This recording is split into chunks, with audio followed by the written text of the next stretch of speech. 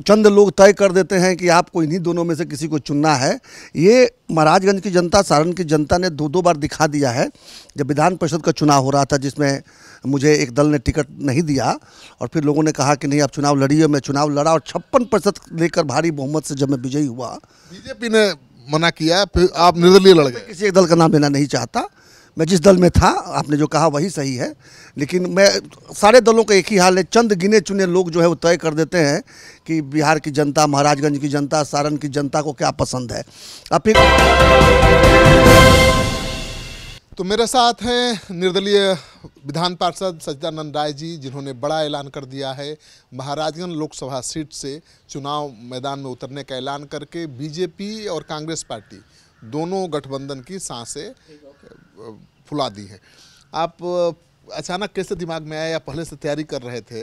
आप बीजेपी और इंडी गठबंधन दोनों के लिए चुनौती बन गए? नहीं, मैं चुनौती नहीं बना हूँ, बल्कि चुनौती तो उन लोगों को पहले समझना चाहिए था कि महाराजगंज की जनता को भी अधिकार है कि उनको उनके पसंद का एक प्रतिनिधि मिले। ये जो लोकतंत्र के नाम पर चंद लोग तय कर देते हैं कि आपको इन्हीं दोनों में से किसी को चुनना है, ये महाराजगंज की जनता, सारण की जनता ने दो बार दिखा दिया है।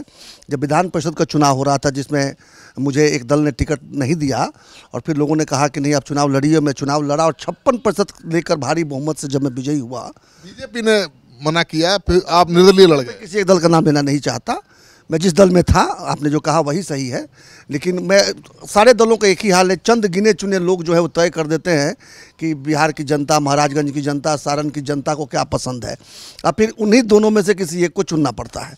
हमने पिछले दो चुनाव में, 2022 के अपने चुनाव में और 2023 के शिक्षक प्रतिनिधि के चुनाव में, दो बार हमने देखा कि जब एक सही विकल्प जनता के सामने लाया गया जो उन्हें पसंद था, तो भारी बहुमत से उन लोगों ने जाति और पार्टी से ऊपर उठकर, धर्म मजहब से भी ऊपर उठकर जिताने का काम किया। अफाक अहमद साहब पिछली बार जो जीते निर्दलीय प्रत्याशी शिक्षक प्रतिनिधि के उपचुनाव में, तो उनके तो मजहब के लोग भी उतने वोटर नहीं थे जितना वोट हो पाए। जाति की तो बात छोड़ दीजिए, लेकिन भारी बहुमत से जीते। मेरे चुनाव में भी वही हुआ। मेरे बिरादरी का तो 1% वोट भी नहीं था उसमें, लेकिन 56% वोट में पाया। तो सारण की जनता ने, सारण चंपारण की जनता लेकर मैं कहूँगा पूरे बिहार की जनता ने एक बात साबित कर दिया है कि यदि उनके मन का विकल्प कोई बीच में आता है तो जाति, पार्टी, मजहब से ऊपर उठकर वो उसे चुनने का काम करते हैं। और इस बार एक दल ने तो घोषणा कर दी है और दूसरे दल में भी मंथन चल रहा है। आपको भी पता है, कल हम लोग की एक जगह और मुलाकात हुई थी, मंथन चल रहा है। लेकिन जो विकल्प हमें सुनाए जा रहे हैं, जिन विकल्पों का नाम ऊपर उठ के आ रहा है, महाराजगंज की जनता उसे संतुष्ट नहीं है।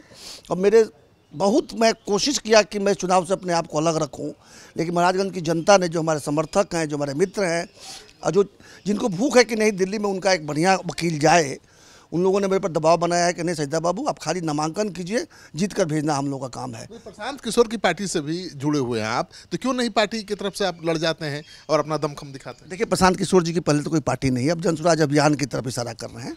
जनसुराज एक जन जागरण अभियान है, पार्टी के रूप में वो जरूर कुछ ना कुछ इससे निकलेगा, लेकिन वो अभी 1-1.5 साल अभी और लगने वाला है। विधानसभा के चुनाव के पहले मेरा मानना है कि एक विकल्प के रूप में एक पार्टी भी उभरेगी। आपकी जीत हार को भी तो जोड़कर देखा जाएगा प्रशांत किशोर की संगठन से। निश्चित रूप से देखा जा सकता है, लेकिन ये प्रशांत किशोर जी और जनसुराज के प्रत्याशी के रूप में मैं नहीं चुनाव लड़ूंगा।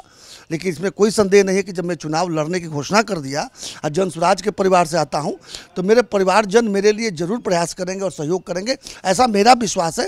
लेकिन मैं किसी से पूछ कर बात नहीं कह रहा हूँ, लेकिन मेरा विश्वास है कि जिस तरह से जब अफाक अहमद साहब चुनाव लड़ रहे थे, तो हालांकि वो भी निर्दलीय हैं, लेकिन हमारे जनसुराजी भाइयों ने बढ़ चढ़ कर जो है उनको मदद किया और जिताने का काम किया। अफाक अहमद की जीत को प्रशांत किशोर की जीत माना गया, तो है ही, मतलब जनसुराज की जीत है। प्रशांत किशोर जी कभी नहीं कहते कि जनसुराज उनका है, जैसे कई दल कहते हैं ना, कई दल के नेता कहते हैं मेरे बपौती पार्टी है, तो प्रशांत जी कभी नहीं कहते कि जनसुराज अगर जिस दिन पार्टी बनेगा भी तो प्रशांत जी की पार्टी नहीं होगी, बिहार के जन की पार्टी होगी, जनता के सुंदर राज की पार्टी होगी। इसलिए कुछ भी अगर उस परिवार से निकलकर कोई अगर काम होता है तो थोड़े समय के लिए तो उधर ही सारा लोगों का जाएगा ही जाएगा। नॉमिनेशन कब करेंगे? नॉमिनेशन जब पता नहीं कब से डेट है, मेरे समझ से अप्रैल के अंत में कभी शुरू होगा। तो जब समय आएगा तो उस समय पंडित जी से एक बढ़िया शुभ दिन दिखाकर पक्का मन बना लिया। तो मैं तो बस जब कैमरा के सामने आ गया हूँ तो मन तो बाकी नहीं रहा।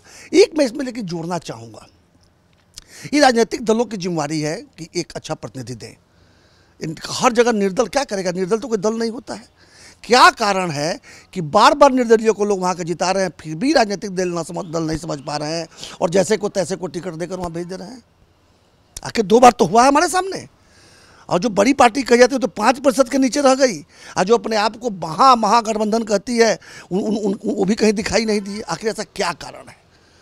तो सच्चिदानंद राय का सबसे बड़ा सवाल ये है कि जो राजनीतिक दल हैं वो सही उम्मीदवार का चयन नहीं करते। उनको लगता है कि हम जिसको भेज देंगे उसे ही जनता अपना प्रतिनिधि चुन लेगी, लेकिन इस मिथक को मिटाना चाहते हैं और इसीलिए निर्दलीय लोकसभा चुनाव मैदान में उतरने की तैयारी में है।